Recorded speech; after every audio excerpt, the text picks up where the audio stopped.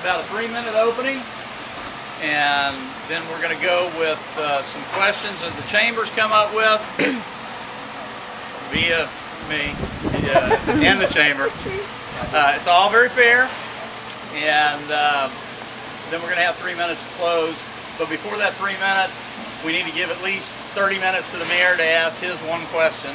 It'll be in 16 parts.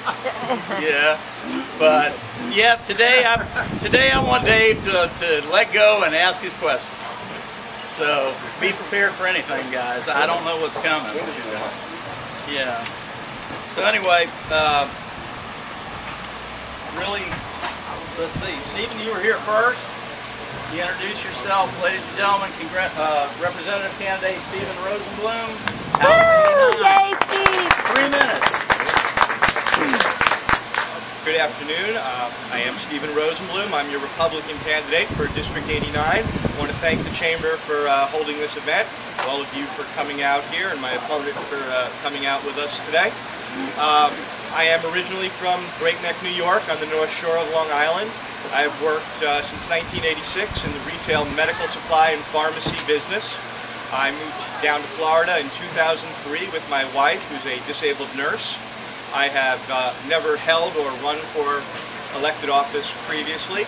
I believe that the founders of our great nation intended for people of various occupations to run for office, bring their different talents to whatever office they decided to run for and hold, and then go back to their lives. I found over the last few years that many of the people that have purported to be our representatives have exhibited corruption, incompetence, and just a general disregard for the people that they represent and our tax dollars. And so, rather than continue to scream at the television set, I decided to get up off the couch and run for office. Now, my opponent has held office before, and he has made that his #1 campaign issue. Since the primaries, he has run on the fact that he has held elected office previously.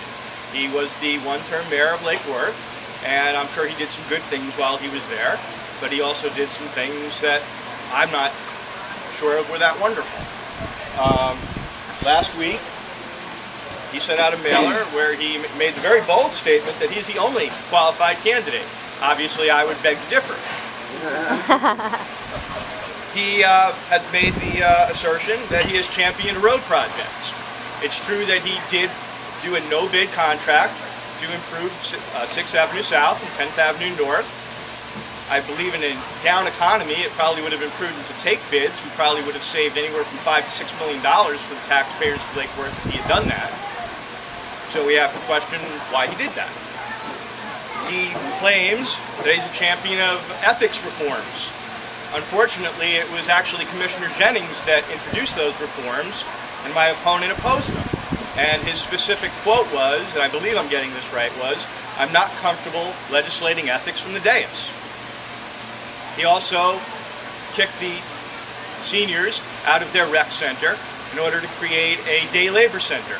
And he leased that building out for $1 per year. And he also made it a little sweeter by having the taxpayers of Lake Worth continue to pay the utilities and the maintenance on that building. That's a decision that was just recently overturned by the Lake Worth Town Commission, City Commission, and as of December 31st, that building will be closed. Yay. Another decision that he made was to vote against getting Lake Worth out of the FMPA contract, which takes 5 years' notice to get out of. Now that decision was also reversed. But the people of Lake Worth will be paying 50% more than FPL customers until 2013.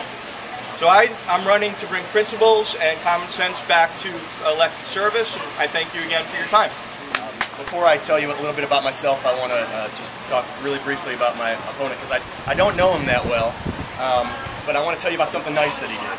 We were at an event about 3 months ago, and I lost my name tag. Mr. Rosenblum found it, and he called me later that afternoon and returned it to me. Now, I don't know, how many of you know much about the political business, but it's a cutthroat kind of business. And for someone to take the time to do that, rather than just throwing it in the trash and making my campaign go out and pay another $20 for one. I thought that was a very nice thing for him to do, and so again, I thank you, Steve. Yay, Steve. Again, folks, my name is Jeff Clemmons. I'm the former mayor of the great city of Lake Worth. I know most of you because I've been to the Lantana Chamber probably 4 or 5 times to speak, and gotten to know you and what your issues are. I am most assuredly running on my record and the fact that I have a record. I think I've gotten a lot of good things done in the city of Lake Worth. I don't want to address everything that Stephen said, other than to say I have a much different viewpoint and perspective on some of those decisions, and they weren't exactly the way that they were painted to you. But I will tell you that I have sat up on the dais. I've made multi-million-dollar budget decisions. I've helped bring business downtown to the city of Lake Worth. I have done infrastructure projects in the city of Lake Worth that I'm very proud of, I've had that unenviable task of making those tough decisions in front of large crowds of people under large amounts of pressure. And I think that kind of experience is very important when you're going to Tallahassee and you're going to be dealing with a $70 billion budget. You're going to be dealing with a lot of pressure from lobbyists and a lot of pressure from your own party to do exactly what they tell you to do. And a lot of pressure from the other party to do what they want you to do, or they will take away your committee assignments and your ability to pass bills. So I think that experience is important, and I'm more than willing to talk about any of the particular issues as we go along today, but I want to thank you all for coming out. Jeff, we can start on this side again. Why this job now? And also, what do you bring to this position that other applicants or candidates don't have in this particular? But why do you want this job now? How much time do we have? Try to keep it a couple minutes. Okay. All right. It's good to know when you start. It's tough for me to put a time limit because I love to talk. Those are two. The reason you said that those are two questions, and that's very true. They're pretty lengthy answers. But why this job? Well, I never thought I would be in public service. Or I should say, I never thought I would be in government. I've been in public service all my life. It's not something I ever aspired to when I was younger. I was a newspaper reporter for 8 years. That's all I ever wanted to be. It's what my degree is in, even though I have a minor in political science. I started out as a neighborhood association president. And then I got on 2 city boards. I worked on the Civil Service Board in Lake Worth, which is Police and Fire Matters, and then on the CRA Board in Lake Worth, which is the Community Redevelopment Agency. 9 months after I was placed on that board, I was made chairman, and we were able to get some really good things done in the city of Lake Worth, one of which was the gateway projects, the infrastructure projects that Mr. Rosenblum was referring to when we talked about 6th and 10th Avenue.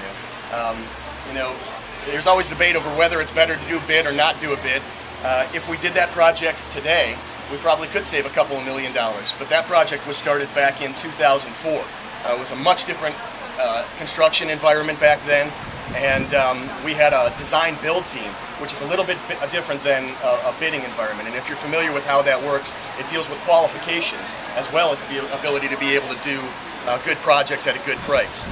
So for those of you who are familiar with how the municipal or construction environment works, you'll understand why that project went through the way it did. And frankly, I'm very proud of it. And I do not believe that in that environment back there we would have saved not $5 or $6 million, we certainly wouldn't have saved $1 or $2 million.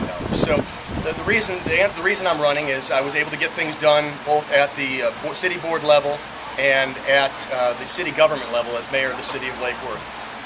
We brought Publix downtown. To anybody who's been by there recently, you see it's going up down there. We brought Compass to our downtown. The Palm Beach County Cultural Center is moving to our downtown. We got the first unanimous vote on the casino project out at the beach that the city of Lake Worth has had for the past 20 years.